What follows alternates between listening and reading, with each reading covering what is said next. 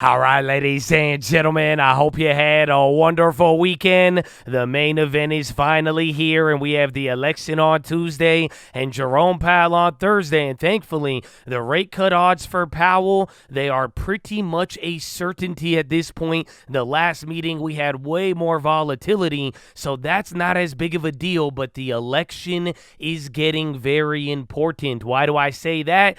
This one kind of surprised me because going back to 2004, you have had more companies on their earnings call talk about the election and election uncertainty. So it's kind of a new trend, but now with everything on the line, I guess this is where I'm supposed to give you a passive-aggressive warning to go out there and vote because both sides worried about democracy and fascism. So you got to do your part. But at the end of the day, I do want you guys to know how you could profit off of it. And I hope by the end of this video, we are able to broaden our view beyond just what is the Trump trade and what is Kamala going to do. So I have a really good breakdown for you. Does not matter which side you support publicly or privately. I don't know why I say publicly, but none of that matters. All that really matters is that you have this information and that you are prepared looking beyond the election. A lot of people are focusing for election day, and remember, the volatility on election day is actually priced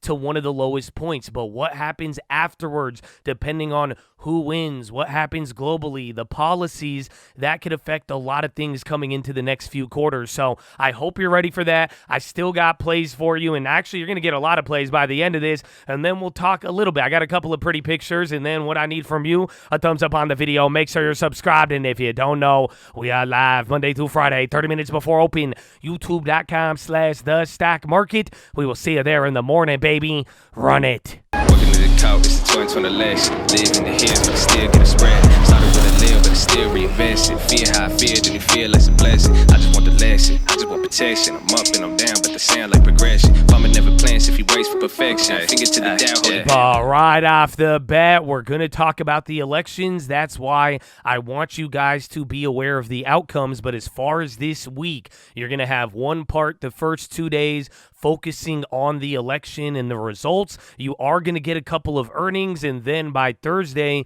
you will be hearing from the Fed. The other two events you got to keep an eye out for, there will be Chinese meetings from November 4th to 8th. They're going to probably announce stimulus, and you're going to play that game of, is it disappointing or not? Does the markets like it overseas? And then you may hear from Europe. Last week, they were talking a lot about the budget. You saw moves in the euro and all of that. And you guys just remember the Liz Truss thing, so just don't forget about this. This is kind of lurking in the background. And why I say that, because depending on what happens after the election, Europe will actually be a play. So that's what we're going to be dealing with. We'll definitely go over more detail once we get closer to the events, and I'll give you guys a Powell recap. But now, as far as the election, here are some of the conventional and unconventional wisdom, as Michael Wilson of Bank of America would put it. But the way people are looking at things right now, if Harris wins, that equals tax hikes plus regulation. That will cause a risk-off environment in the stock market. That means you will get some sort of temporary sell-off. Now, before you get all crazy about that, we're going to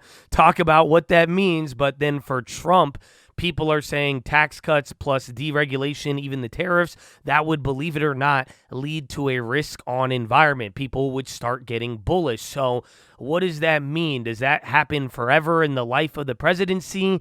No, it does not. And this is where the opportunity shows itself. So if Harris does win, tax hikes, regulation, if it does create a risk-off environment, people on Wall Street are already setting up to buy the dip. Why? Because it would cause risk off for a little bit, then the market would work its way out, and then until something terribly bad happens, people aren't going to go too crazy. Again, imagine all the things you've already witnessed over the last few years. That would be a buy the dip opportunity, and the focus would be the big tech conglomerates, the leaders, NVIDIA, Amazon, Meta, Google, literally the names that are bulletproof, the Mag 7, those would be primarily the leaders. And then China, believe it or not, people are saying that would benefit. Why? Because China's already bad. They're starting to do stimulus. If we get some sort of risk off due to the new presidency, and that causes them to go down even more, there's only so much before they have stimulus supporting them, and then they're able to buy out. So if Harris wins, you get risk off. Look to buy the dip. focus on big tech in China. Now, if Trump wins, yeah, we said risk on. However, you would probably want to sell that rip. Why? Because if you do get a Trump rip and everyone's like, wow, tax cuts, deregulation, tariffs, and then things start going up before you know it, there will be other reactions we're going to talk about, but it would essentially lead to people, both the Fed and the market, pricing out rate cuts. Again, both, that's where the inflation thing comes from. Is it where people are so worried about Trump's inflation? Not necessarily the inflation, but if the economy starts booming and going crazy and then you start buying a lot of stuff there, that would actually be a little bit too hot where you wouldn't need to be cutting rates, and then the market would get rid of rate cuts and then you would sell the rip. So hopefully you're following along. This is just a broad view of how things could play out both on the short end, but mainly for the middle term of getting after the election and then moving forward. So that's one part of it, but now the next part of it, Trump tariffs, what is the trade behind this? And it's actually something we've been seeing happen, as I've been telling you guys about the odds of a GOP sweep and how the market was pricing that in. Again, that's like the full-blown Trump trade. I've been showing you guys what a sweep would look at in all those asset classes. Well, believe it or not, ever since those odds started going up, the dollar started following behind and carrying, and they're pretty heavily correlated right now. So if Trump does win, people are going to be looking to smash the dollar, aka they're going to buy it, not bring it down. So that's one part, and another part of the reasoning that goes into it is simply to imagine all of the tariffs that Trump has threatened. If Trump wins in 2 days, he will not be inaugurated until January. What do you think is going to happen? These other countries, if they are truly scared of the threat, they are going to start lowering rates and making some of those changes. So if they start lowering rates, that's going to impact oil and the way people are looking at it with even the long dollar. If Trump wins and other countries are going to set up for it, that would give you an opportunity where these countries would start easing up, where EU equities would probably start outperforming. Essentially, if Trump wins and everybody starts easing and getting ready for him, what would end up happening is the dollar stays strong and everybody weakens. I would even bring down oil, but this may seem like, I don't know if this seems like bad or good to you, but this is actually a more peaceful environment, though, believe it or not, because people are viewing that where after he wins, if people really start moving, there's only so much that he could do, especially if they start positioning their currencies and all that for it. So that's an interesting take, and keep that in mind. But now, I wasn't even showing you guys the writing there, so hopefully this is the key for it. But the final part now, this goes for both of them, and this is where some people have been talking is just like, yeah, both of them are planning to spend, and I mean, who knows what both of them will do.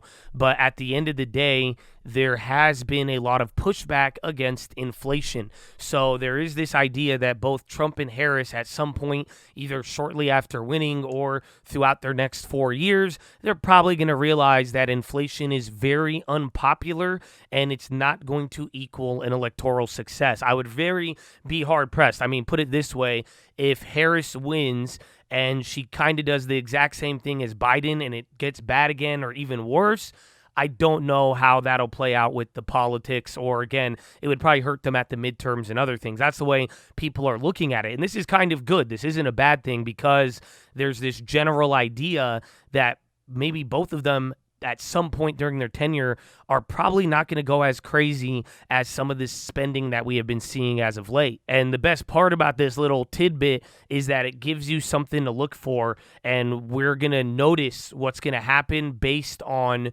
who they pick for treasury. That's going to come into us about like 2025. That's when we get that announcement. But depending on what that is, and if it is a move towards a little bit more fiscal conservativeness, that would be your signal to move into the bonds and sadly to sell gold. So look out for who they pick on treasury, because at that moment, bonds and gold, they will start to make a shift for the next cycle most likely. So hopefully this all makes sense, and I hope you guys are seeing how this all plays out. And now, might as well get into it because I want this to resonate very simply. Like I'm telling you, there is an opportunity if Trump wins, if Harris wins, either buy the dip, sell the rip. There's certain industries from long dollar to short oil all the way down to even long on the UK. But now here are all the plays. There is big tech leadership. There is China and China tech, the EU, long dollar, long bonds, and short gold. This is what we have all talked about right here, and this is just kind of summing it up. That's why I'm saying it's not just